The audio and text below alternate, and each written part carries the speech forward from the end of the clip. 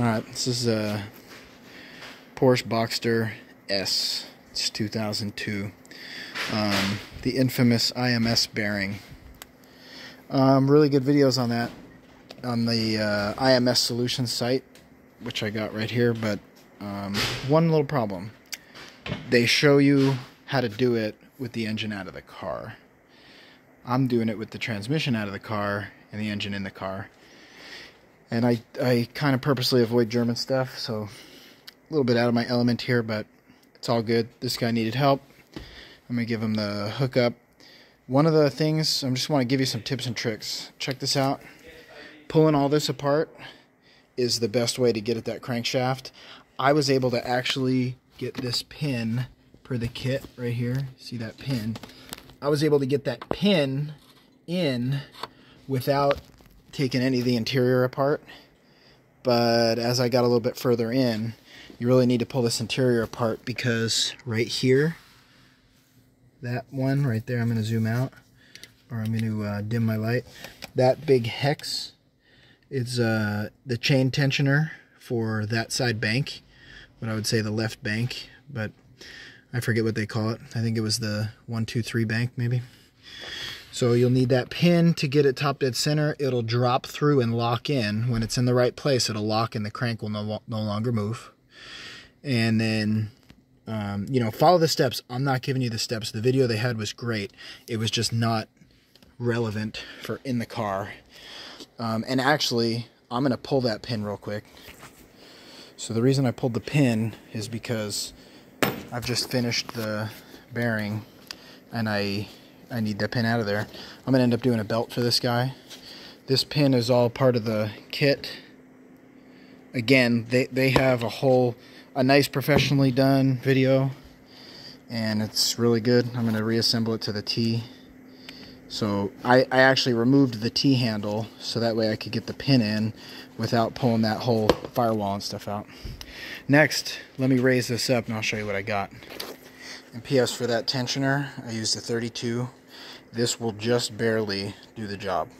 I open it, a crescent wrench, a adjustable socket, none of that was working for me. This 32 did it, but barely, without taking the alternator or anything off. Alright, and obviously you see everything looks very different with the transaxle out.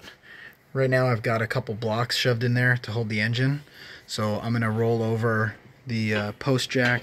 I really didn't want to take it off the post jack, but I didn't actually realize that's where the chain tensioner was, so I had done this job assuming I wasn't going to have to lower the car.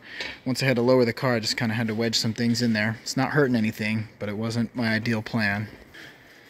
So now with the pole jack under there, the reason I had that pin in there was to hold the crankshaft. Now if you look over here, I've got, let me go one more dim right here.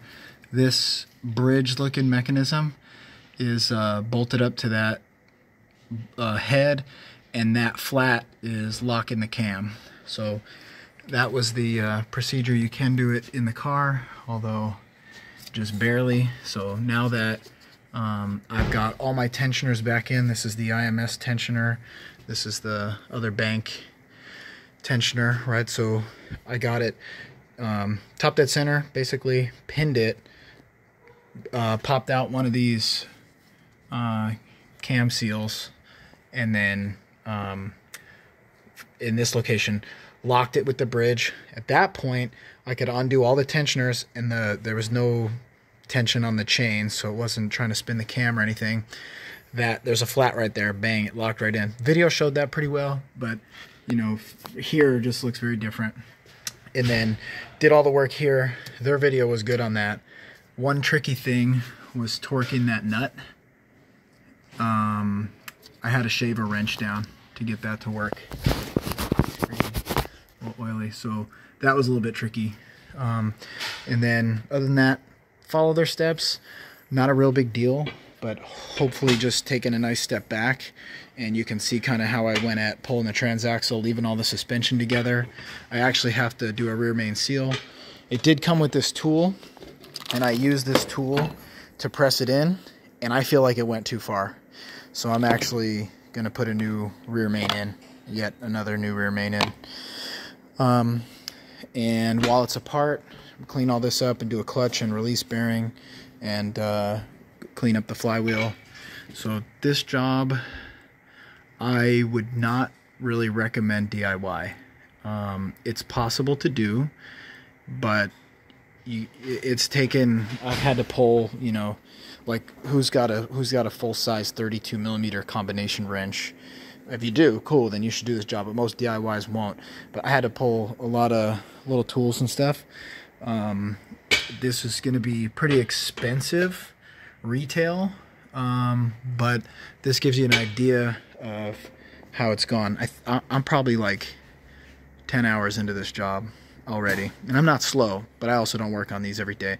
And then the other thing was the axles unbolt, and you could technically dangle them, but I found as they were hanging, you know, this car's 22 years old, you know, the boots are starting to crack, so I just yanked the axles out, which I was actually able to do just with pulling the center cap.